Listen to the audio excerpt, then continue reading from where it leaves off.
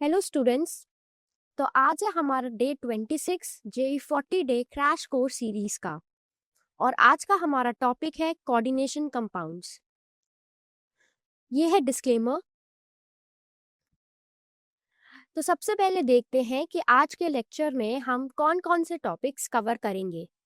तो सबसे पहले हम बात करेंगे बॉन्डिंग इन कोऑर्डिनेशन कंपाउंड्स के बारे में। उसके बाद हम उसकी मैग्नेटिक प्रॉपर्टीज के बारे में डिस्कस करेंगे। उसके बाद हम वीबीटी की कुछ लिमिटेशंस के बारे में बात करेंगे। उसके बाद हम बात करेंगे CFT जो कि है हमारी क्रिस्टल फील्ड थ्योरी।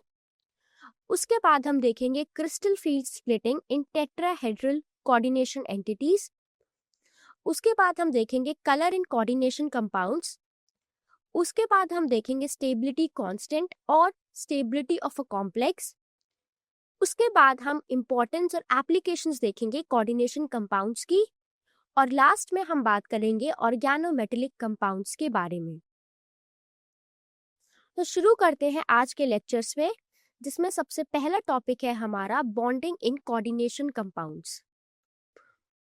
तो अब अगर हम देखें तो जो बॉन्ड फॉर्मेशन है कोऑर्डिनेशन कंपाउंड्स में वो दो अप्रोचेस के थ्रू समझाया गया। तो अब हम एक एक करके उन अप्रोचेस के बारे में पढ़ेंगे। तो सबसे पहली अप्रोच थी वैलेंस बैंड थ्योरी, जिसको हम VBTB कहते हैं। तो इस थ्योरी के अकॉर्डिंग मेटल एटम या आयन लिगेंड्स के इन्फ्लुएंस में हाइब्रिडाइज्ड ऑर्बिटल्स बनाता है। लिगेंड्स मेटल आयन को इलेक्ट्रॉन पेयर डोनेट करने के लिए आते हैं। अगर बॉन्डिंग में इनर ऑर्बिटल्स जैसे कि 3D यूज होते हैं तो कॉम्प्लेक्स को इनर ऑर्बिटल कॉम्प्लेक्सेस कहते हैं। और अगर आउटर ऑर्बिटल्स जैसे कि 4D यूज होते हैं तो हम उसको आउटर ऑर्बिटल कॉम्प्लेक्सेस कहते हैं। ठीक है। सिंपल क्या है कि लिगेंड्स के आने पर मेटल के इलेक्ट्रॉन ऑर्बिटल्स मिक्स होकर नए ऑर्बिटल्स बनाते हैं, जिनको हम हाइब्रिड ऑर्बिटल्स बोलते हैं। ठीक है। अब अगर हम ज्योमेट्री और हाइब्रिडाइजेशन की बात करें तो कॉम्प्लेक्स की ज्योमेट्री उसके हाइब्रिडाइजेशन पर डिपेंड करती है। अगर हम ऑक्टाहेड्रल कॉम्प्लेक्सेस की बात करें तो उसमें D2sp3 या sp3d2 ये हाइब्रिडाइजेशन हमें देखने को मिलता है। अगर हम स्क्वायर प्लेनर कॉम्प्लेक्सेस की बात करें तो उसमें DsP2 हाइब्रिडाइजेशन होता है। और अगर हम टेट्राहेड्रल कॉम्प्लेक्सेस की बात करें तो उसमें sp3 हाइब्रिडाइजेशन होता है। अब अगर हमारे पास कोऑर्डिनेशन नंबर 6 है, ठीक है, तो अगर मेटल एटम का कोऑर्डिनेशन नंबर 6 है और उसका हाइब्रिडाइजेशन D2sp3 या sp3d2 है तो कॉम्प्लेक्स की जो ज्योमेट्री है वो ऑक्टाहेड्रल होगी। ठीक है। तो शॉर्ट में आप ऐसे समझ सकते हो कि VBT आपको बताती है कि लिगेंड्स से इलेक्ट्रॉन लेने के लिए मेटल अपने ऑर्बिटल्स को मिक्स करता है या फिर हाइब्रिडाइज करता है। और ये मिक्सिंग या हाइब्रिडाइजेशन डिसाइड करती है कि कॉम्प्लेक्स की शेप क्या होगी, जैसे कि ऑक्टाहेड्रल होगी, टेट्राहेड्रल होगी या फिर स्क्वायर प्लेनर होगी। ठीक है।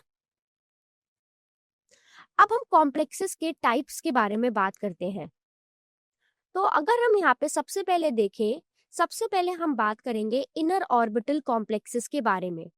तो इनर ऑर्बिटल कॉम्प्लेक्सेस को लो स्पिन कॉम्प्लेक्सेस या फिर हाइपर लाइगेटेड कॉम्प्लेक्स भी कहते हैं। तो ये कॉम्प्लेक्स स्ट्रॉन्ग फील्ड लिगेंड जैसे NH3, ठीक है, तो स्ट्रॉन्ग फील्ड लिगेंड के प्रेजेंस में बनते हैं। स्ट्रॉन्ग फील्ड लिगेंड में मेटल आयन के इलेक्ट्रॉन्स को पेयरिंग करने के लिए फोर्स करते हैं। ठीक है। तो अगर हम इसमें हाइब्रिडाइजेशन देखें तो इसमें हाइब्रिडाइजेशन होगी D2sp3। तो इसमें क्या होता है, D2sp3 हाइब्रिडाइजेशन में इनर n-1 d ऑर्बिटल जो है वो यूज होते हैं। तो यहाँ पे 2 d ऑर्बिटल्स, एक s ऑर्बिटल और 3 p ऑर्बिटल, ठीक है, ये यूज होते हैं। तो टोटल यहाँ पे कितने 6 ऑर्बिटल्स जो है वो यूज होते हैं। तो इस टाइप के हाइब्रिडाइजेशन से कॉम्प्लेक्स की शेप जो है वो ऑक्टाहेड्रल बनती है। अब हमारे पास यहाँ पे एक एग्जाम्पल दिया है CONH3 होल 6 3+। तो यहाँ पे कोबाल्ट के बेसिस पे आपको ये समझाया गया है। तो अगर हम बात करें कोबाल्ट की, तो कोबाल्ट का एटॉमिक नंबर क्या है 27। अब अगर मैं कोबाल्ट की इलेक्ट्रॉनिक कॉन्फ़िगरेशन की बात करूं, तो कोबाल्ट की इलेक्ट्रॉनिक कॉन्फ़िगरेशन होती है 3d7 4s2। अब अगर कोबाल्ट 3+ है, तो जब कोबाल्ट 3 इलेक्ट्रॉन्स लॉस करता है तो उसकी कॉन्फ़िगरेशन क्या बनेगी अब 3d6 4s0। ठीक है, तो 3d में 6 इलेक्ट्रॉन्स हैं जो हुन्स रूल के अकॉर्डिंग पहले 4 अनपेयर्ड है और एक क्या है यहाँ पे पेयर्ड है। ठीक है, तो देखो यहाँ पे जब CO27 है, इसका जो एटॉमिक नंबर है, स्टार्टिंग में क्या है यहाँ पे कॉन्फ़िगरेशन 3d7 4s2, और CO3+ में क्या हुआ हमारे पास यहाँ पे 3d6 4s0। तो यहाँ पे हुन्स रूल के अकॉर्डिंग देखो 8 जो है वो पेयर्ड है, बाकी चारों जो है वो अनपेयर्ड है। ठीक है, तो अब अगर मैं अमोनिया के नेचर की बात करूं, तो अमोनिया एक स्ट्रॉन्ग फील्ड लिगेंड है। ठीक है, तो ये 3d ऑर्बिटल के इलेक्ट्रॉन्स को पेयर अप करा देता है। ठीक है, तो हमारे पास यहाँ पे देखो 4 अनपेयर्ड है। तो अब ये स्ट्रॉन्ग फील्ड लिगेंड अमोनिया की प्रेजेंस में ये सभी क्या हो जाएंगे, पेयर्ड अप हो जाएंगे। तो पेयरिंग के बाद 2 3d ऑर्बिटल्स एम्प्टी हो जाते हैं। तो ये 2 एम्प्टी 3d ऑर्बिटल्स, एक 4s ऑर्बिटल और 3 4p ऑर्बिटल्स मिलकर D2sp3 हाइब्रिड ऑर्बिटल्स बनाते हैं। ठीक है, कितने 6 मिलकर ये 6 D2sp3 हाइब्रिड ऑर्बिटल्स बनाते हैं। ठीक है, और हर NH3 लिगेंड इन D2sp3 ऑर्बिटल्स में अपने लोन पेयर ऑफ इलेक्ट्रॉन जो है वो डोनेट करता है। ठीक है, तो यहाँ पे देखो अगर आप यहाँ पे इसकी बात करोगे तो उसने क्या यूज करा, 2D 1s और 3p, तो हमारा क्या बना यहाँ पे D2sp3। ठीक है, अब अगर हम इसकी मैग्नेटिक प्रॉपर्टीज के बारे में बात करें, तो जैसा कि आप यहाँ पे देख सकते हो कि सारे इलेक्ट्रॉन जो है वो पेयर्ड है, तो इसीलिए ये जो कंपाउंड होगा ये डायामैग्नेटिक नेचर का होगा। ठीक है, डायामैग्नेटिक सब्सटेंस जो है वो मैग्नेटिक फील्ड से हल्के से रिपेल होते हैं। तो अगर सब पेयर्ड हो तो याद रखो डायामैग्नेटिक है, और अगर अनपेयर्ड हो तो क्या होता है, पैरामैग्नेटिक। ठीक है, अब हम आगे बढ़ते हैं फर्दर टाइप्स ऑफ कॉम्प्लेक्सेस में। तो अभी हमने बात करी थी इनर ऑर्बिटल कॉम्प्लेक्सेस की, अब हम बात करेंगे आउटर ऑर्बिटल कॉम्प्लेक्सेस की। तो आउटर ऑर्बिटल कॉम्प्लेक्सेस को हाई स्पिन कॉम्प्लेक्सेस या फिर हाइपोलाइगेटेड कॉम्प्लेक्सेस बोलते हैं। ठीक है, तो अगर हम यहाँ पे देखें तो ये कॉम्प्लेक्सेस वीक फील्ड लिगेंड जैसे F-, Cl-, Br- या फिर I- इनकी प्रेजेंस में बनते हैं। तो weak field ligand metal ion के इलेक्ट्रॉन्स को पेयरिंग के लिए फोर्स नहीं करते हैं। तो अगर मैं इनमें हाइब्रिडाइजेशन की बात करूं, तो इनका जो हाइब्रिडाइजेशन होता है वो sp3d2 होता है। ठीक है, तो sp3d2 हाइब्रिडाइजेशन में आउटर nd ऑर्बिटल्स यूज होते हैं। इसका मतलब ये है कि एक s ऑर्बिटल जो 4s का है, 3 p ऑर्बिटल्स 4p, ठीक है, और 2 d ऑर्बिटल्स जो बाहरी 4d शेल से हैं। ठीक है, तो इस टाइप के हाइब्रिडाइजेशन से कॉम्प्लेक्स की शेप भी ऑक्टाहेड्रल ही बनती है। ठीक है, अब देखो यहाँ पे जिसके एग्जाम्पल दिया है, मैंने बताया था हेलाइड जैसे F-, Cl-, Br-, I-, HCN- या फिर S2-, ये सभी आउटर ऑर्बिटल कॉम्प्लेक्सेस बनाते हैं। अब यहाँ पे आपको एग्जाम्पल किसका दिया है, COF6 3- का। ठीक है, तो अगर मैं कोबाल्ट की बात करूं, तो कोबाल्ट की इलेक्ट्रॉनिक कॉन्फ़िगरेशन की बात करूं तो वो कितना होता है 3d7 4s2 है। ठीक है, अब अगर कोबाल्ट +3 में है तो +3 में इसकी इलेक्ट्रॉनिक कॉन्फ़िगरेशन क्या होगी 3d6 4s0। तो 3d में 6 इलेक्ट्रॉन्स हुन्स रूल के अकॉर्डिंग अनपेयर्ड रहते हैं। ठीक है, तो यहाँ पे देखोगे क्या है, 4 अनपेयर्ड इलेक्ट्रॉन्स है। अब अगर मैं फ्लोराइड की बात करूं F माइनस की, तो F माइनस एक वीक फील्ड लिगेंड है। तो वीक फील्ड लिगेंड होने की वजह से ये 3D ऑर्बिटल के इलेक्ट्रॉन्स को पेयर अप नहीं करता है।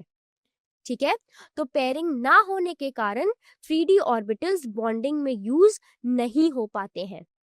तो इसीलिए 6 एम्प्टी ऑर्बिटल्स, एक 4s, यहाँ पे अगर देखें तो एक 4s, 3 4p और 2 4d ऑर्बिटल्स मिलकर sp3d2 हाइब्रिड ऑर्बिटल्स बनाते हैं। ठीक है, तो हर F माइनस लिगेंड इन sp3d2 ऑर्बिटल्स में अपने लोन पेयर ऑफ इलेक्ट्रॉन्स जो है वो डोनेट करता है।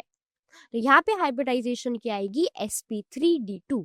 तो ये क्या है, आउटर ऑर्बिटल कॉम्प्लेक्स। अब अगर हम इसकी मैग्नेटिक प्रॉपर्टी की बात करें तो आप देख सकते हो कि 3D ऑर्बिटल्स में अनपेयर्ड इलेक्ट्रॉन्स प्रेजेंट है। ठीक है, हमारे पास 4 अनपेयर्ड इलेक्ट्रॉन्स प्रेजेंट है, तो इसीलिए जो कॉम्प्लेक्स है ये पैरामैग्नेटिक नेचर का होगा। ठीक है, पैरामैग्नेटिक सब्सटेंसेस मैग्नेटिक फील्ड में मैग्नेटिक फील्ड की तरफ अट्रैक्ट होते हैं। ठीक है, तो ये कैसा होगा, पैरामैग्नेटिक। अब यहाँ पे देखो हम बात करते हैं पैरामैग्नेटिज्म, हाइब्रिडाइजेशन और ज्योमेट्री इन कोऑर्डिनेशन कॉम्प्लेक्सेस। ठीक है, अब यहाँ पे देखो, अगर मेटल एटम का कोऑर्डिनेशन नंबर 4 है तो उसकी ज्योमेट्री उसके हाइब्रिडाइजेशन पर डिपेंड करती है। अगर हाइब्रिडाइजेशन DsP2 है तो ज्योमेट्री जो है वो स्क्वायर प्लेनर होगी, और अगर हाइब्रिडाइजेशन sp3 है तो जो ज्योमेट्री है वो टेट्राहेड्रल होगी। ठीक है, अब अगर आप यहाँ पे देखोगे तो यहाँ पे अगर हमारे पास कोऑर्डिनेशन नंबर 4 है तो कोऑर्डिनेशन नंबर 4 में भी इनर ऑर्बिटल और आउटर ऑर्बिटल कॉम्प्लेक्सेस जो है वो बनते हैं। ठीक है, तो स्क्वायर प्लेनर कॉम्प्लेक्सेस जो है वो इनर ऑर्बिटल कॉम्प्लेक्सेस और जो टेट्राहेड्रल कॉम्प्लेक्सेस है वो आउटर ऑर्बिटल कॉम्प्लेक्सेस जो है वो फॉर्म करते हैं। अब यहाँ पे देखो इनके डिफरेंस की बात करूं, अगर हम सबसे पहले लिगेंड की बात करते हैं तो इनर ऑर्बिटल कॉम्प्लेक्सेस के केस में स्ट्रॉन्ग फील्ड या फिर लो स्पिन लिगेंड्स होंगे। ठीक है, वहीं अगर मैं आउटर ऑर्बिटल कॉम्प्लेक्सेस की बात करूं तो इस केस में वीक फील्ड और हाई स्पिन लिगेंड्स होंगे। अब अगर हम यहाँ पे हाइब्रिडाइजेशन की बात करें तो इनर ऑर्बिटल कॉम्प्लेक्सेस में हाइब्रिडाइजेशन क्या होगा, DsP2। ठीक है, तो इनर D ऑर्बिटल्स, एक 3D, 1 4s और 2 4p ऑर्बिटल्स जो है वो यहाँ पे इन्वॉल्व होंगे। और अगर मैं यहाँ पे आउटर ऑर्बिटल कॉम्प्लेक्सेस की बात करूँ तो हाइब्रिडाइजेशन क्या होगी, sp3। तो एक यहाँ पे 4s, 3 4p यहाँ पे यूज्ड होंगे, यहाँ पे कोई भी D ऑर्बिटल यूज नहीं हो रहा है। अब अगर हम ज्योमेट्री की बात करें तो इनर ऑर्बिटल कॉम्प्लेक्सेस की जो ज्योमेट्री है वो क्या होगी, स्क्वायर प्लेनर होगी, और वहीं अगर हम आउटर ऑर्बिटल कॉम्प्लेक्सेस की बात करें तो उनकी जो ज्योमेट्री है वो क्या होगी, टेट्राहेड्रल होगी। ठीक है, जैसे कि अगर मैं एक एग्जांपल दूं इनर ऑर्बिटल कॉम्प्लेक्स का तो वो क्या होगा, NiCN4 2-, और अगर मैं यहाँ पे आउटर ऑर्बिटल कॉम्प्लेक्स का दूं तो वो क्या होगा, NiCl4 2-। ठीक है, तो अगर हम देखो इनकी कैरेक्टरिस्टिक्स के बारे में बात करें तो अगर मैं इनर ऑर्बिटल कॉम्प्लेक्सेस की बात करती हूँ जिनका कोऑर्डिनेशन नंबर 4 है, जो स्क्वायर प्लेनर है, तो ये स्ट्रॉन्ग फील्ड लिगेंड जैसे Cn- की वजह से बनते हैं। तो strong field ligand D electrons को पेयर अप कर देता है, और पेयरिंग की वजह से 3D का एक ऑर्बिटल जो है वो एम्प्टी हो जाता है। तो ये empty 3D orbital 4s orbital और 2 4p ऑर्बिटल से मिलकर DsP2 हाइब्रिडाइजेशन करते हैं। ठीक है, तो इनकी जो ज्योमेट्री होगी वो हमेशा स्क्वायर प्लेनर होगी। वहीं अगर मैं आउटर ऑर्बिटल कॉम्प्लेक्स की बात करूं जहां पे हमारा कोऑर्डिनेशन नंबर 4 है पर ज्योमेट्री क्या है, टेट्राहेड्रल, तो ये वीक फील्ड लिगेंड जैसे Cl- की वजह से बनते हैं। तो वीक फील्ड लिगेंड D और D इलेक्ट्रॉन्स को पेयर अप नहीं करता है। ठीक है, तो D ऑर्बिटल जो है वो बॉन्डिंग में यूज नहीं होते हैं। ठीक है, क्योंकि वो फुली या फिर पार्शली फुल है और पेयरिंग जो है वो नहीं होती है। तो 4s का एक और 4p के 3 ऑर्बिटल्स मिलकर sp3 हाइब्रिडाइजेशन बनाते हैं और इनकी जो ज्योमेट्री होगी वो हमेशा क्या होगी, टेट्राहेड्रल होगी। ठीक है, अब अगर हम फर्दर देखें तो यहाँ पे देखो, सबसे पहले अगर हम यहाँ पे बात करते हैं इनर ऑर्बिटल कॉम्प्लेक्सेस के बारे में, ठीक है, जैसा कि अभी मैंने आपको बताया, तो यहाँ पे अगर हम देखेंगे कि अगर हमारे पास कोऑर्डिनेशन नंबर 4 है, तो मेटल का कोऑर्डिनेशन नंबर अगर 4 है तो ज्योमेट्री दो तरह की हो सकती है। ठीक है, एक तो DsP2 हाइब्रिडाइजेशन, तो ज्योमेट्री स्क्वायर प्लेनर होगी, और एक अगर sp3 हाइब्रिडाइजेशन है तो ज्योमेट्री हमारे पास क्या होगी, टेट्राहेड्रल होगी।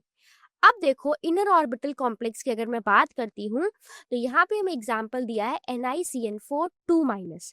ठीक है, तो यहाँ पे साइनाइड Cn- क्या है, लिगेंड है, जो कि एक स्ट्रॉन्ग फील्ड लिगेंड है। तो निकल का एटॉमिक नंबर होता है 28, तो इसका इलेक्ट्रॉनिक कॉन्फ़िगरेशन क्या है निकल का, अगर हम देखें तो कितना है, 3d8 4s2। ठीक है, ये होता है निकल का हमारे पास इलेक्ट्रॉनिक कॉन्फ़िगरेशन। अब अगर निकल +2 में है यहाँ पे, तो निकल का जो ऑक्सीडेशन स्टेट है यहाँ पे वो कितना है, +2। तो निकल +2 का इलेक्ट्रॉनिक कॉन्फ़िगरेशन क्या होगा, 3d8 4s0। तो 3d ऑर्बिटल में आप देखोगे दो अनपेयर्ड इलेक्ट्रॉन्स होते हैं। तो अगर मैं यहाँ पे बॉन्डिंग प्रोसेस की बात करूं तो Cn एक स्ट्रॉन्ग फील्ड लिगेंड होने के कारण ये 3d इलेक्ट्रॉन्स को पेयरिंग करने के लिए फोर्स करता है। ठीक है, तो पेयरिंग होने के बाद 3d ऑर्बिटल्स जो है उसका जो एक आप बोल सकते हो एक बॉक्स जो है वो एम्प्टी हो जाता है। ठीक है, तो एक एम्प्टी 3d ऑर्बिटल, एक 4s ऑर्बिटल और दो 4p ऑर्बिटल्स मिलकर DsP2 हाइब्रिड ऑर्बिटल्स बनाते हैं। ठीक है, तो 4 Cn- लिगेंड्स अपने लोन पेयर इन DsP2 ऑर्बिटल्स में डोनेट करते हैं, जिसका जो कोऑर्डिनेशन नंबर होगा वो क्या होगा, यहाँ पे 4, और DsP2 हाइब्रिडाइजेशन होने की वजह से इस कॉम्प्लेक्स की ज्योमेट्री क्या होगी, स्क्वायर प्लेनर होगी। ठीक है, और अगर मैं मैग्नेटिक प्रॉपर्टी की बात करूं तो जैसा कि आप देख सकते हो कि बॉन्डिंग में जो इलेक्ट्रॉन्स होते हैं सारे ही इलेक्ट्रॉन्स क्या हो जाते हैं, पेयर्ड अप हो जाते हैं। ठीक है, तो इस वजह से हमारा जो कॉम्प्लेक्स है इस केस में वो क्या होगा, डायमैग्नेटिक होगा। ठीक है, तो यहाँ पे ध्यान रखो कि अगर हमारे पास कोऑर्डिनेशन नंबर 6 है, ठीक है, तो कोऑर्डिनेशन नंबर 6 में ऑक्टाहेड्रल की हमारे पास एक तो D2sp3 होता है जो इनर ऑर्बिटल्स होते हैं, और एक होता है sp3d2 जो भी ऑक्टाहेड्रल है और आउटर ऑर्बिटल होते हैं। ठीक है, वहीं अगर कोऑर्डिनेशन नंबर 4 है तो क्या है, DsP2, तो वहां पे क्या होगा, स्क्वायर प्लेनर। और अगर कोऑर्डिनेशन नंबर 4 है तो sp3 भी पॉसिबल है जो कि क्या होगा, ऑक्टाहेड्रल होगा। ठीक है,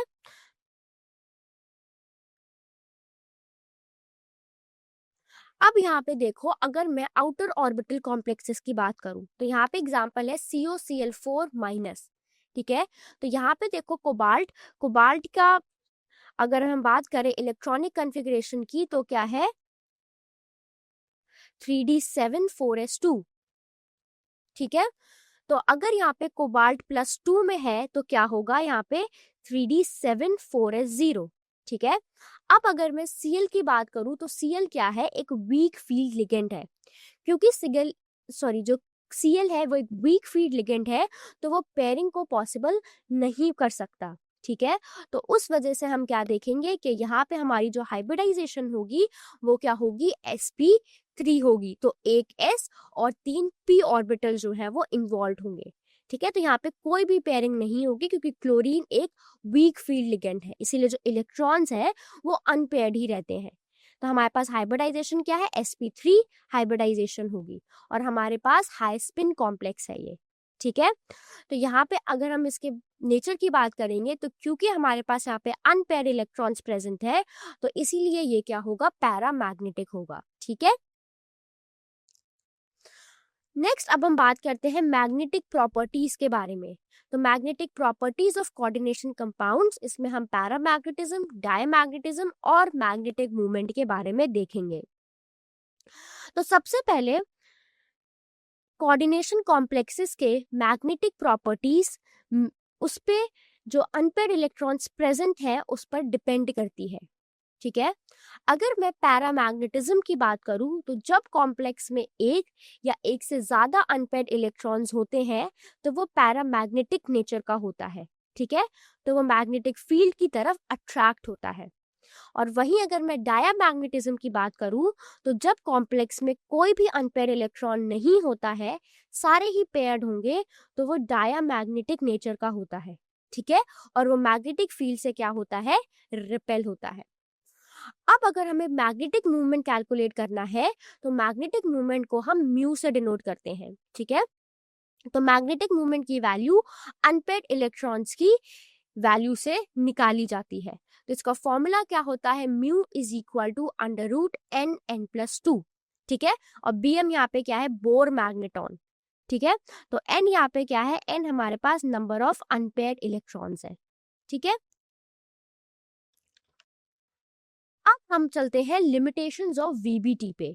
ठीक है, तो वीबीटी जो थ्योरी थी वो इनसफिशिएंट थी। इसका रीजन क्या है, तो देखो वीबीटी कोऑर्डिनेशन कॉम्प्लेक्सेस के फॉर्मेशन, स्ट्रक्चर और मैग्नेटिक बिहेवियर को डिस्क्राइब तो करता है, लेकिन उसमें कुछ शॉर्टकमिंग्स है। सबसे पहला अगर देखो अजम्पशंस पर बेस्ड, तो ये थ्योरी काफी सारे अजम्पशंस पर बेस्ड है जो कि रिलायबिलिटी को कम करते हैं।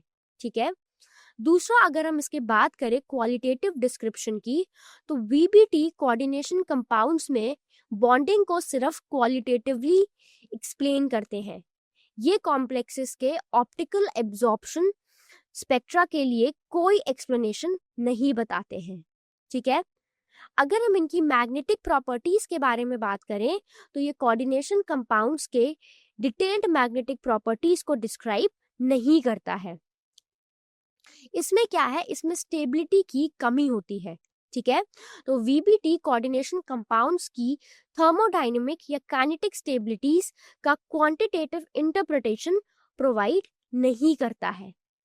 और वहीं अगर मैं इनकी स्ट्रक्चर प्रेडिक्शंस की बात करूं तो ये 4 कोऑर्डिनेट कॉम्प्लेक्सेस के टेट्राहेड्रल और स्क्वायर प्लेनर स्ट्रक्चर्स के बारे में एग्जैक्ट प्रेडिक्शंस नहीं कर सकता है। ठीक है, और अगर हम यहाँ पे बात करें लिगेंड के डिफरेंस के बारे में, तो वीबीटी वीक फील्ड लिगेंड और स्ट्रॉन्ग फील्ड लिगेंड के बीच डिफरेंस नहीं बता सकता। तो ये कुछ लिमिटेशंस थे या फिर शॉर्टकमिंग्स थी वैलेंस बॉन्ड थ्योरी की। ठीक है, तो अब देखो, अब इन शॉर्टकमिंग्स को रेक्टिफाई करने के लिए हमारे पास क्या आया, हमारे पास आई क्रिस्टल फील्ड थ्योरी। ठीक है, तो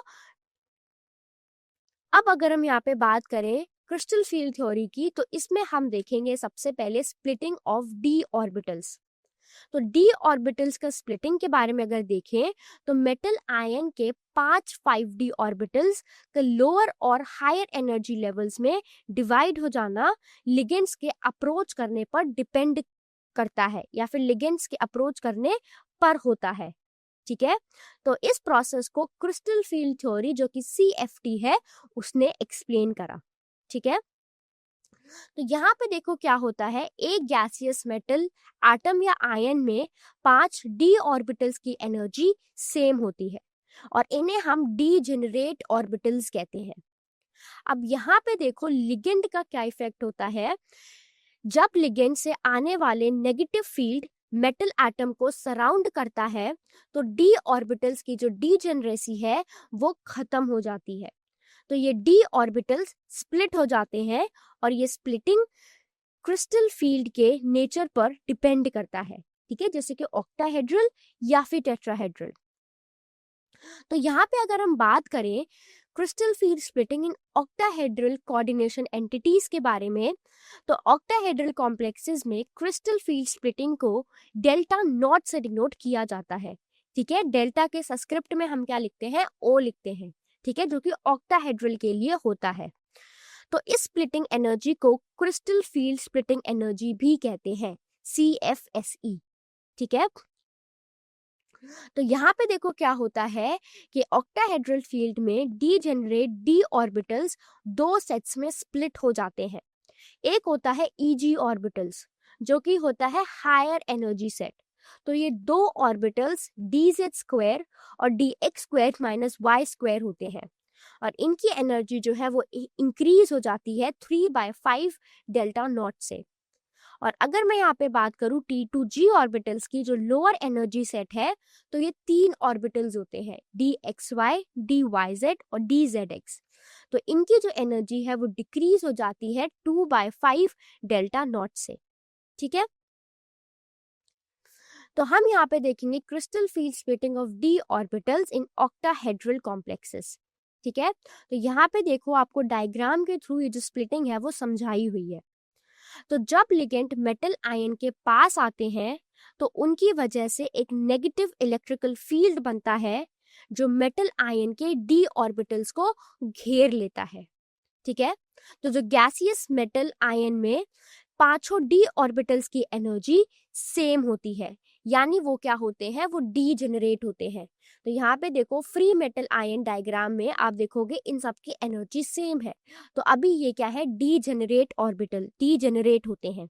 ठीक है, लेकिन लिगेंड के इस नेगेटिव फील्ड के कारण डी ऑर्बिटल्स की डी जनरेसी खत्म हो जाती है और वो स्प्लिट हो जाते हैं। ठीक है, तो यहाँ पे देखो ऑक्टाहेड्रल ज्योमेट्री में लिगेंड जो है वो एक्सिस के अलोंग अप्रोच करते हैं। ठीक है, तो इस कारण डी ऑर्बिटल्स दो सेट में स्प्लिट हो जाते हैं। एक हमारे पास होता है ईजी ऑर्बिटल्स, जिसमें हमारे पास है DZ² और DX² - Y²। ठीक है, तो ईजी ऑर्बिटल्स, ये ऑर्बिटल्स एक्सिस के अलोंग होते हैं, इसीलिए लिगेंड्स इनको स्ट्रांगली रिपेल करते हैं। और अगर मैं T2G ऑर्बिटल्स की बात करूं, जिसमें DXY, DYZ और DXZ है, ये ऑर्बिटल एक्सिस के बीच में होते हैं, इसीलिए लिगेंड्स इनको कम रिपेल करते हैं। तो ये रीजन आपने ध्यान रखना है, ईजी ऑर्बिटल्स में ऑर्बिटल्स जो है ये एक्सिस के अलोंग है, इसीलिए लिगेंड्स इनको स्ट्रांगली रिपेल करेंगे। वहीं अगर मैं T2G की बात करूं तो ये ऑर्बिटल एक्सिस के बीच होते हैं, इसीलिए ये इनको कम रिपेल करते हैं। ठीक है, तो अगर हम यहाँ पे देखेंगे तो स्प्लिटिंग होने पर एनर्जी का डिस्ट्रीब्यूशन क्या होता है, ईजी ऑर्बिटल्स जो हमारे पास हायर एनर्जी सेट है, इनकी जो एनर्जी है वो इंक्रीज हो जाती है 3/5 डेल्टा नॉट से। ठीक है, मतलब एवरेज एनर्जी लेवल से ऊपर। तो ये दो ऑर्बिटल्स यहाँ पे होते हैं। और अगर मैं T2G की बात करूं, जो लोअर एनर्जी सेट है हमारे पास, तो इनकी एनर्जी डिक्रीज हो जाती है 2/5 डेल्टा नॉट से, मतलब एवरेज एनर्जी लेवल से ये नीचे हो जाता है। तो ये जो है ये 3 ऑर्बिटल्स होते हैं। तो इस एनर्जी डिफरेंस को crystal field splitting energy CFSE कहते हैं, जिसे डेल्टा नॉट से डिनोट किया जाता है।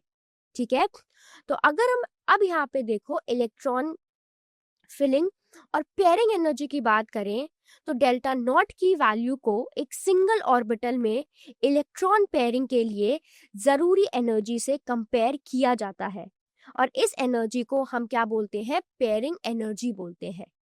ठीक है, अब यहाँ पे देखो कि इलेक्ट्रॉन फिल करने का तरीका डेल्टा नॉट और P के बीच कंपैरिजन पर डिपेंड करता है।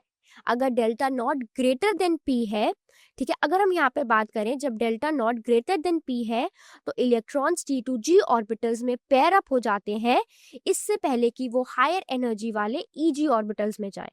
ठीक है, और जब डेल्टा नॉट जो है वो कम है पेयरिंग एनर्जी से, तो इलेक्ट्रॉन्स EG ऑर्बिटल्स में जाते हैं और पेयर अप नहीं होते हैं, क्योंकि इस केस में क्या होता है, जो पेयरिंग एनर्जी है वो डेल्टा नॉट से कम होती है। ठीक है, अब देखो आगे, तो अब यहाँ पे देखो high spin versus low spin complexes. ठीक है, role of ligand field strength. ठीक है, तो यहाँ पे देखो, यहाँ पे क्या होता है, देखो जैसा कि अभी मैंने बताया, अगर यहाँ पे high spin versus low spin complexes की बात करें, तो डेल्टा नॉट और पेयरिंग एनर्जी का रोल CFSE की वैल्यू को इलेक्ट्रॉन पेयरिंग के लिए रिक्वायर्ड एनर्जी पेयरिंग एनर्जी से कंपेयर किया जाता है। ठीक है, ये कंपैरिजन डिसाइड करता है कि इलेक्ट्रॉन T2G में पेयर अप होंगे या EG में जंप करेंगे। ठीक है, तो यहाँ पे हम अगर बात करते हैं हाई स्पिन कॉम्प्लेक्सेस की, तो इसमें कंडीशन क्या होती है कि जो डेल्टा नॉट है इस केस में वो कम होता है P से, तो स्प्लिटिंग एनर्जी कम है, जबकि पेयरिंग एनर्जी ज्यादा है। इसीलिए इलेक्ट्रॉन पेयर होने की बजाय हायर एनर्जी वाले Eg ऑर्बिटल में जाना ज्यादा इजी समझता है। ठीक है, तो ऐसे कॉम्प्लेक्सेस वीक फील्ड लिगेंड की वजह से बनते हैं और ये हाई स्पिन होते हैं, मतलब यहाँ पे ज्यादा अनपेयर्ड इलेक्ट्रॉन्स हैं। ठीक है, जैसे कि एग्जांपल है D4 कॉन्फ़िगरेशन, उसमें क्या होगा, T2G में 3 होंगे और Eg में क्या होगा, 1 इलेक्ट्रॉन होगा। ठीक है, अब अगर यहाँ पे मैं बात करूँ लो स्पिन कॉम्प्लेक्सेस की स्ट्रॉन्ग फील्ड लिगेंड्स, तो यहाँ पे कंडीशन क्या होगी, जो डेल्टा नॉट होगा वो ग्रेटर होगा P से, तो यहाँ पे स्प्लिटिंग एनर्जी ज्यादा है।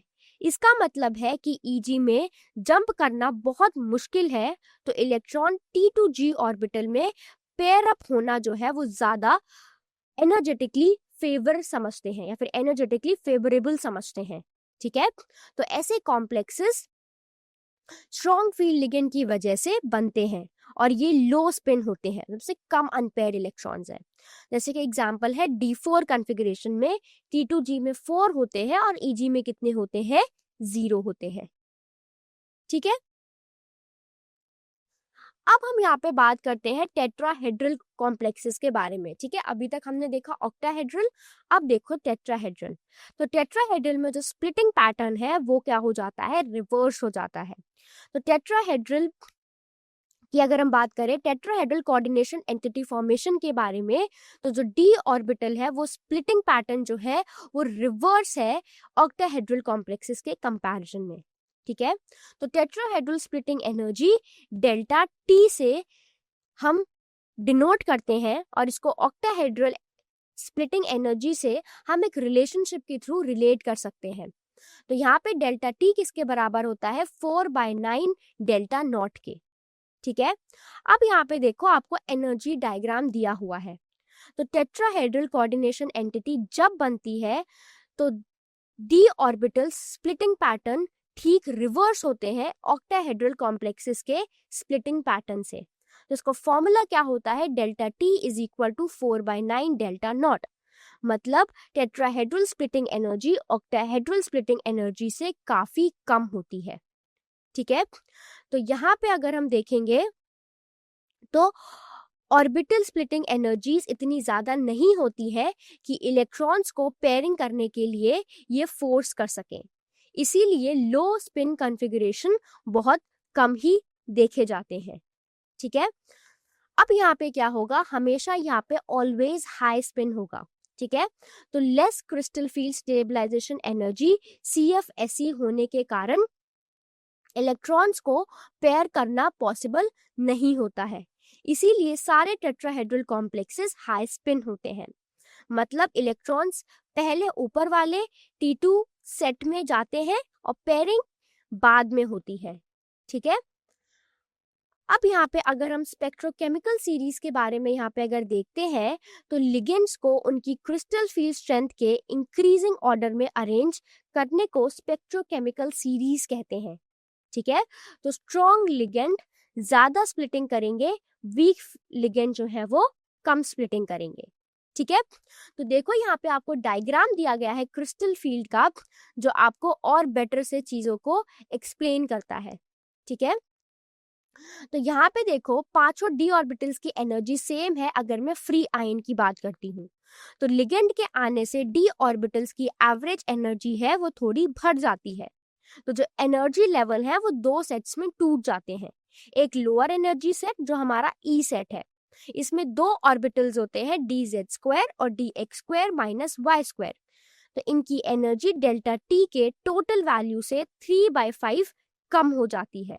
ठीक है, और अगर मैं यहाँ पे हायर एनर्जी की बात करती हूँ, हायर एनर्जी सेट जो कि हमारा T2 सेट है, तो इनमें 3 ऑर्बिटल्स होते हैं dxy, dyz और dzx। ठीक है, तो इनकी एनर्जी डेल्टा T के टोटल वैल्यू से 2/5 जो है वो बढ़ जाती है। ठीक है, तो टेट्राहेड्रल कॉम्प्लेक्सेस में E ऑर्बिटल्स नीचे होते हैं और T2 ऑर्बिटल्स जो है वो ऊपर होते हैं, और उनके बीच के गैप को हम डेल्टा T बोलते हैं। ठीक है, तो अगर हम यहाँ पे देखेंगे तो यहाँ पे आपको क्या है, स्पेक्ट्रोकेमिकल सीरीज जो है वो हम यहाँ पे देख सकते हैं। ठीक है। तो यहाँ पे देखो सबसे पहले अगर हम देखेंगे तो यहाँ पे सबसे पहले क्या आ रहा है हमारे पास, सबसे पहले आ रहा है CO, फिर है CN माइनस, फिर है NO2 माइनस, फिर है इथाइलिन डाइअमीन, फिर है NH3, फिर H2O, फिर ऑक्सिलेट आयन, फिर F माइनस, फिर Cl माइनस, फिर Br माइनस और फिर I माइनस। मतलब CO जो है वो सबसे स्ट्रॉन्ग फील्ड लिगेंड है और जो I है वो सबसे वीक फील्ड लिगेंड है। ठीक है। अब हम यहाँ पे आगे बढ़ते हैं डी ट्रांजिशन और कलर ऑफ कोऑर्डिनेशन कंपाउंड्स की तरफ। ठीक है। तो यहाँ पे देखो क्या होता है, कॉम्प्लेक्स कंपाउंड में डी ऑर्बिटल्स दो सेट्स में स्प्लिट होते हैं, T2G और EG। इन दोनों सेट्स की एनर्जीज डिफरेंट होती है। ठीक है। तो इन एनर्जी लेवल्स का डिफरेंस विजिबल रीजन की एनर्जी के बराबर होता है। ठीक है। तो जब कॉम्प्लेक्स विजिबल लाइट अब्सॉर्ब करता है तो ग्राउंड स्टेट से एक इलेक्ट्रॉन हायर स्टेट में क्या करता है, हायर स्टेट में जंप कर जाता है। ठीक है। तो ये T2G से EG में इलेक्ट्रॉन जंप ऑक्टाहेड्रल कॉम्प्लेक्सेस के लिए दिखाया गया है। ठीक है। और टेट्राहेड्रल कॉम्प्लेक्सेस में ये E से T2 में होता है। ठीक है। अब यहाँ पे देखो अगर हम कलर का रीजन देखेंगे तो इलेक्ट्रॉन के इस जंप को ही डी ट्रांजिशन कहते हैं। ठीक है। ये डी ट्रांजिशन ही कोऑर्डिनेशन कंपाउंड्स में कलर के लिए रिस्पॉन्सिबल है। तो ये ट्रांजिशन सिर्फ उन आयंस में होता है जिनमें D1 to D9 कॉन्फ़िगरेशन होता है। ठीक है। यानी D ऑर्बिटल में अनपेयर्ड इलेक्ट्रॉन्स हो, इसीलिए D1 to D9 कॉन्फ़िगरेशन वाले आयंस जो होते हैं वो कलर्ड होते हैं। ठीक है। दूसरी तरफ जिन आयंस की कॉन्फ़िगरेशन D0 या फिर D10 होती है, मतलब D10 में पूरी तरीके से फिल्ड होते हैं, तो ये डी ट्रांजिशन शो नहीं करते हैं। ठीक है। एग्जाम्पल जैसे कि Ti4+, इसमें क्या होता है D0, और Zn2+, इसमें क्या होता है D10। तो ये जो आयंस होते हैं ये क्या होते हैं, कलरलेस होते हैं। अब कुछ कोऑर्डिनेशन कॉम्प्लेक्सेस जो है उनमें जो कलर होता है वो चार्ज ट्रांसफर की वजह से होता है।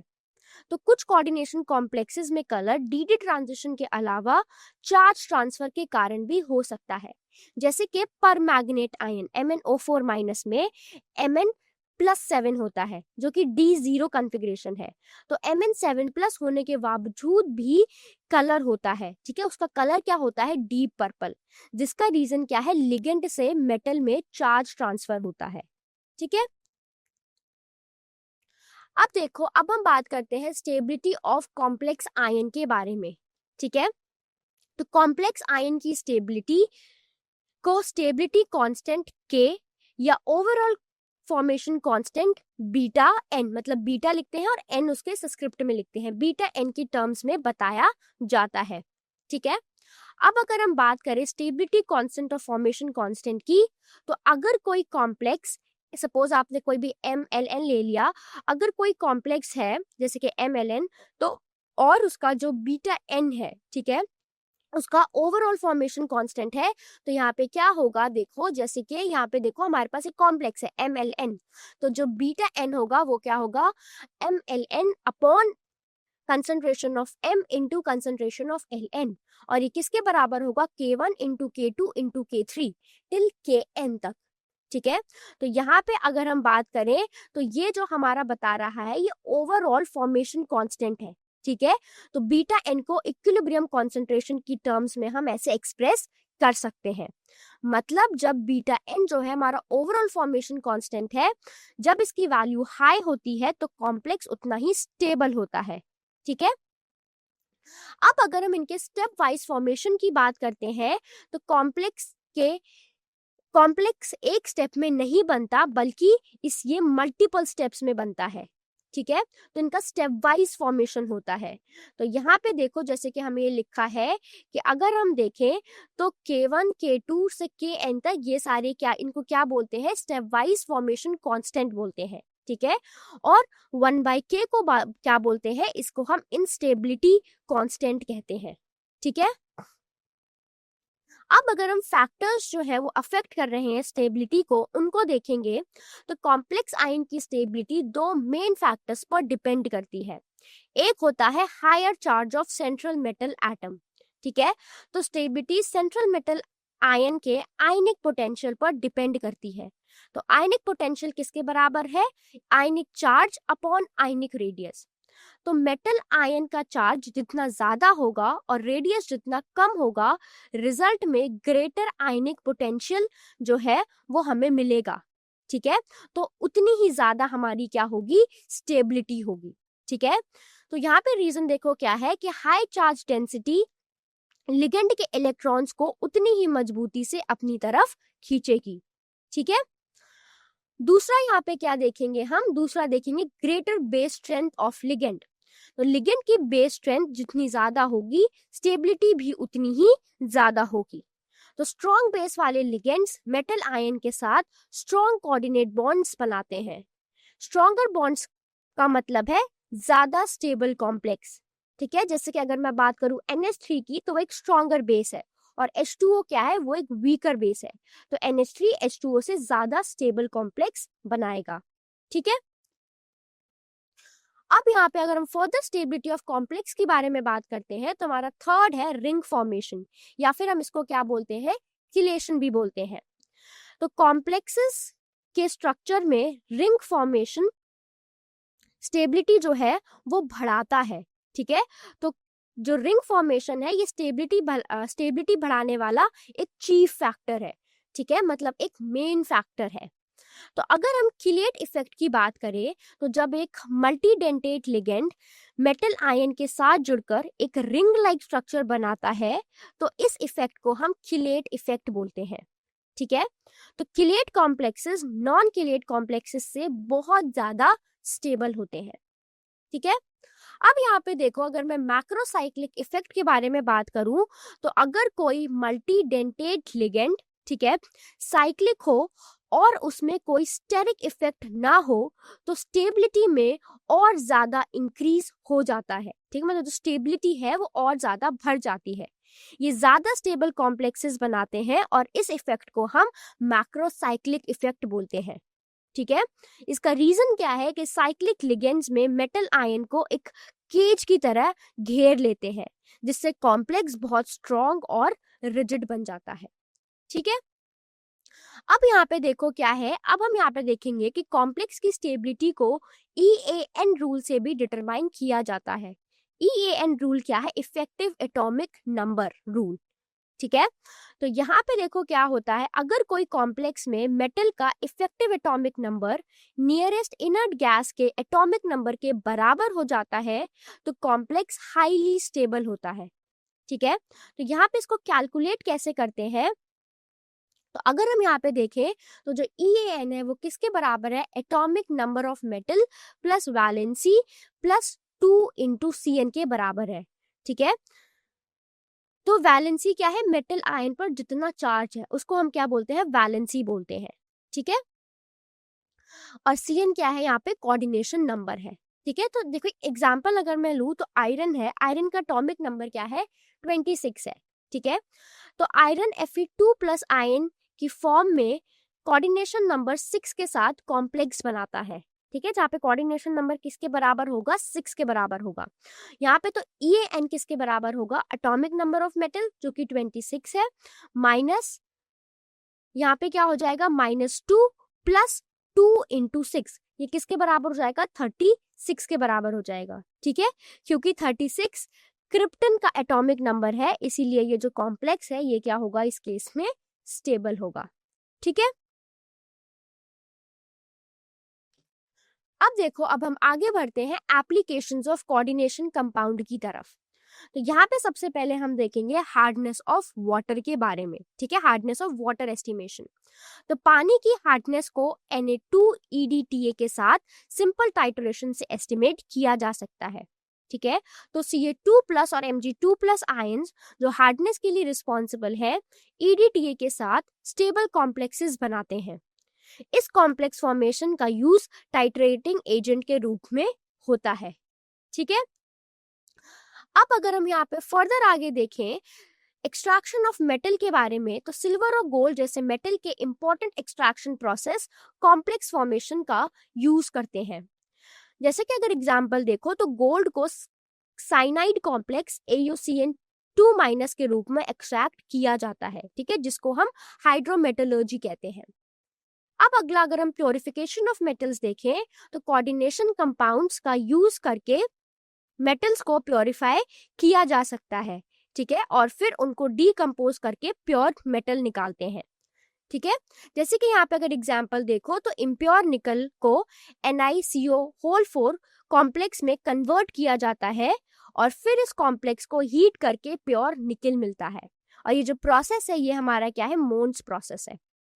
अब अगर हम कैटलिस्ट इन इंडस्ट्री के बारे में देखें तो कोऑर्डिनेशन कंपाउंड्स बहुत सारे इंडस्ट्रियल प्रोसेसेस के लिए कैटलिस्ट के रूप में यूज होते हैं, ठीक है। जैसे कि अगर हम बात करें रोडियम कॉम्प्लेक्स की, जो कि हमारा PH3P होल थ्राइस RHCl है, जिसको हम क्या बोलते हैं, विल्किंसंस कैटलिस्ट बोलते हैं, ठीक है।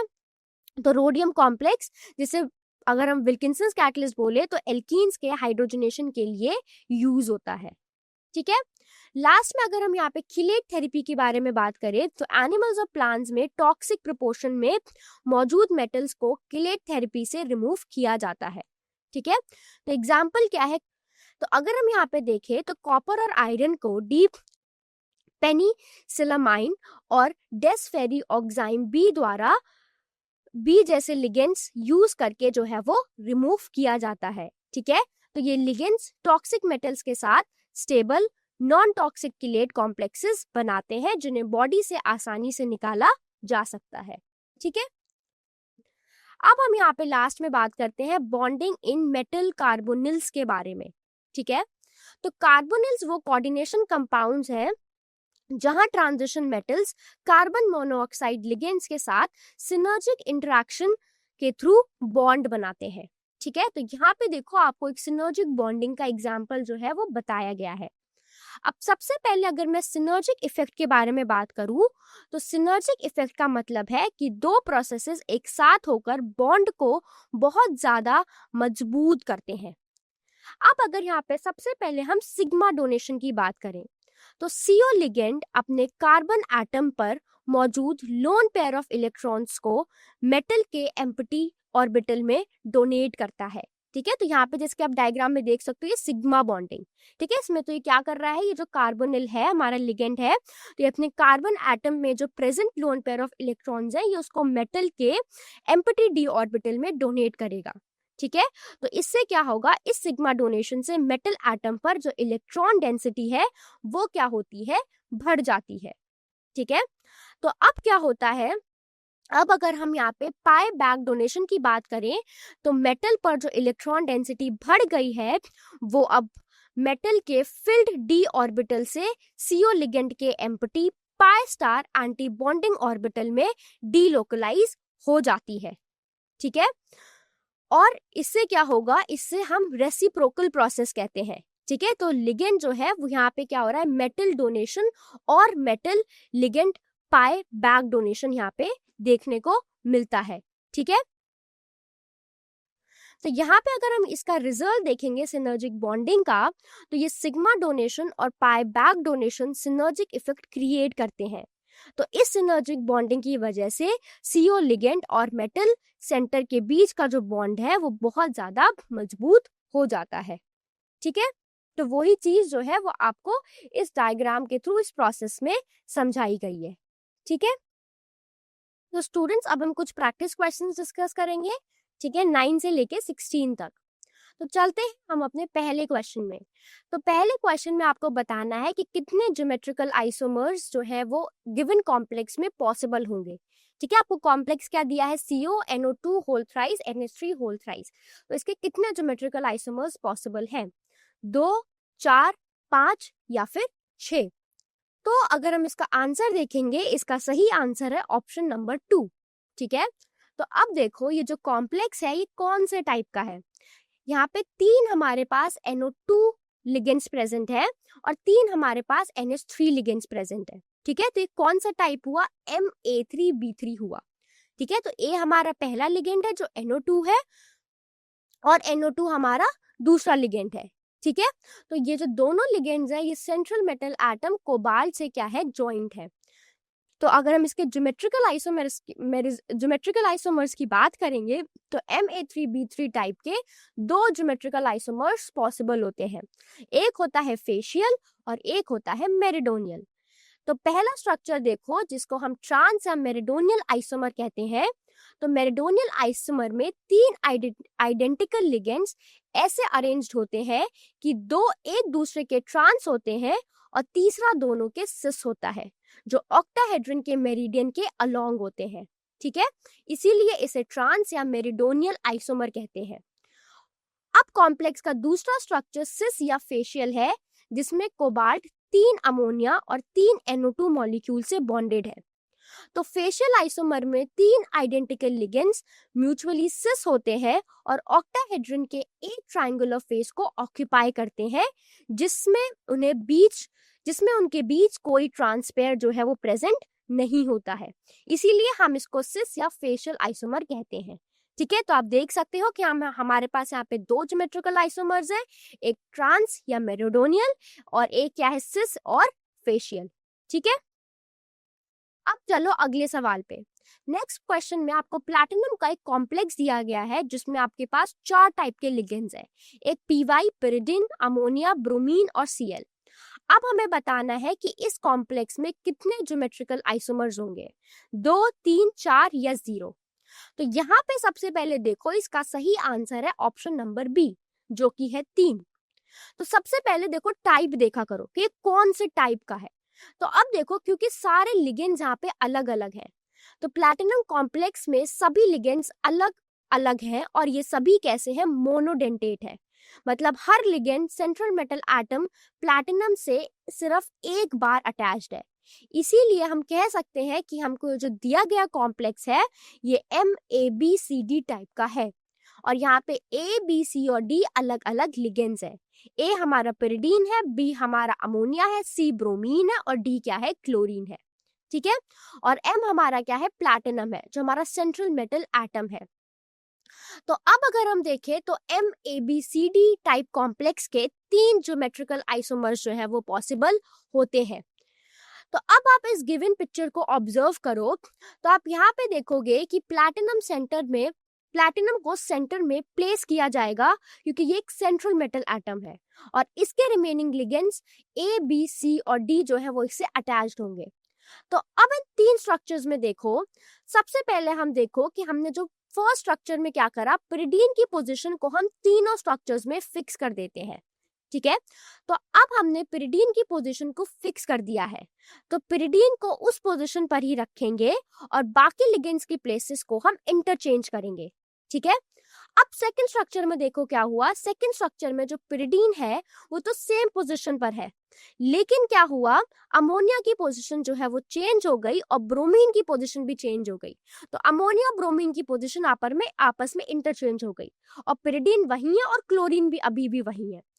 अब थर्ड स्ट्रक्चर में देखो क्या हुआ, थर्ड स्ट्रक्चर में pyridine तो अपनी ही जगह है, अब क्या चेंज हुआ, अब अमोनिया और Cl की पोजीशन इंटरचेंज हो गई।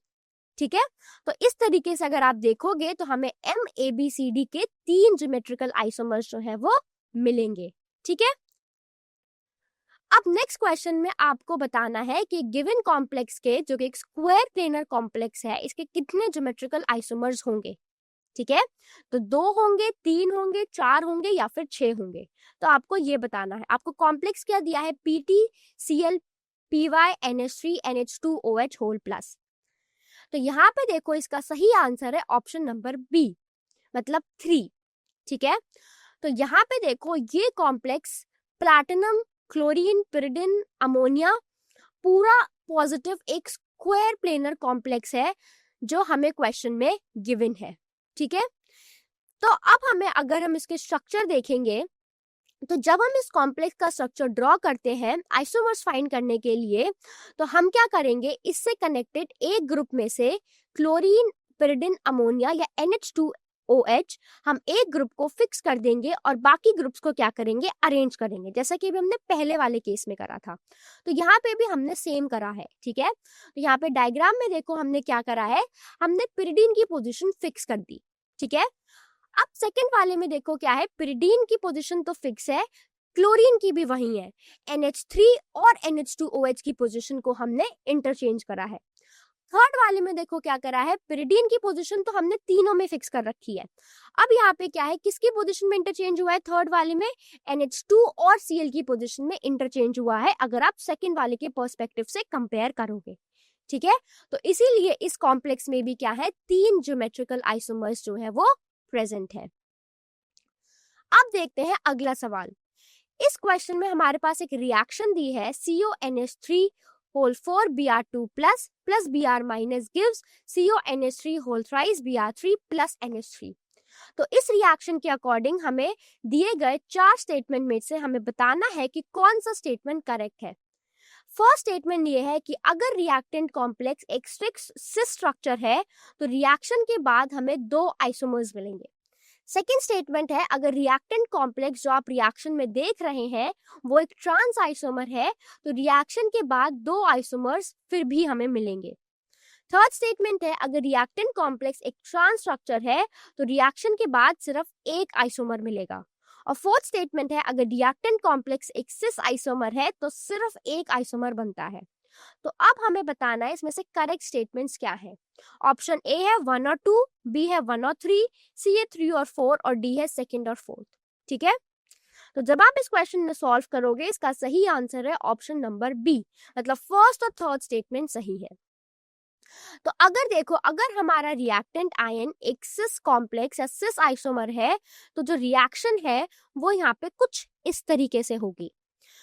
तो यहाँ पे अगर आप देखोगे तो ये इमेज ऑक्टाहेड्रल कोऑर्डिनेशन कंपाउंड्स में ज्योमेट्रिकल आइसोमेरिज्म नाम की एक तरह की स्टीरियो आइसोमेरिज्म को हमें शो करती है। तो यहाँ पे शुरुआत में देखो आपके पास एक ऑक्टाहेड्रल कॉम्प्लेक्स है। ये क्या है, ये एक सिस आइसोमर है। क्यों? क्योंकि जो दोनों ब्रोमाइड लिगेंड्स है वो एक दूसरे के एडजेसेंट है। ठीक है, जैसे कि देखो ये दोनों ब्रोमाइड लिगेंड्स एक दूसरे के एडजेसेंट है। अब जब एक ब्रोमाइड आयन इस सिस आइसोमर के साथ रिएक्ट करता है तो ये अमोनिया लिगेंड में से एक को रिप्लेस कर देता है। ठीक है, तो ये सब्स्टिट्यूशन रिएक्शन 2 अलग अलग प्रोडक्ट्स दे सकता है। ठीक है, तो ये जो कॉम्प्लेक्स हमें दिया है इसके आइसोमर्स है। तो ये 2 आइसोमर्स फेशियल और मेरिडोनियल आइसोमर्स है। फेशियल आइसोमर में 3 आइडेंटिकल लिगेंड्स, इस केस में 3 NH3 ग्रुप्स और 3 Br ग्रुप्स ऑक्टाहेड्रन के एक फेस पर अरेंज्ड है। और मेरिडोनियल आइसोमर में 3 आइडेंटिकल लिगेंड्स ऑक्टाहेड्रन के एक मेरिडियन के अलोंग अरेंज्ड होते हैं, सेंट्रल मेटल आयन के साथ एक प्लेन बनाते हुए। ठीक है, तो यहाँ पे आप देख सकते हो कि हमें 2 आइसोमर्स मिलते हैं। अब अगर हम इसे कंटिन्यू करें तो यहाँ पे देखो, अब अगर हमारा जो रिएक्टेंट है वो ट्रांस आइसोमर है तो यहाँ पे देखो रिएक्शन क्या होगी कि हमारे पास एक ये ट्रांस रिएक्टेंट मॉलिक्यूल है जिसमें 2 ब्रोमीन एटम्स और 4 अमोनिया है। ठीक है, अब दोनों ब्रोमीन एटम कोबाल्ट से एक दूसरे के ऑपोजिट साइड्स पर है। अब यहाँ पे जब ये रिएक्शन होगी तो यहाँ पे क्या होगा, Br नेगेटिव के साथ जब रिएक्ट करते हैं तो हमें सिर्फ एक आइसोमर मिलेगा जो कि मेरिडोनियल है, जिसमें 3 ब्रोमीन एटम्स और 3 अमोनिया मॉलिक्यूल्स हैं।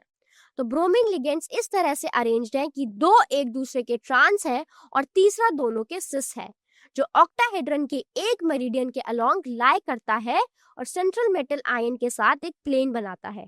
तो यहाँ पे अगर आप देखोगे तो सिर्फ एक ही आइसोमर है जो कि है मेरिडोनियल। तो इसीलिए हमारा जो स्टेटमेंट 1 और 3 है वो बिल्कुल करेक्ट हो जाते हैं। ठीक है, अब चलो अगले क्वेश्चन पे।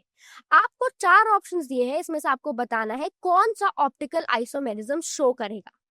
ठीक है, तो आपको ये 4 ऑप्शंस दिए हैं। तो इसमें देखोगे ऑप्शन नंबर ए बिल्कुल सही है। तो सिस COEN होल ट्वाइस Cl2Cl ये हमारा ट्रांस आइसोमर ये हमारा ऑप्टिकल आइसोमेरिज्म शो करेगा। अब ये जो हमारा कॉम्प्लेक्स गिवन है ये कौन से टाइप का है, ये MAA होल ट्वाइस B2 है।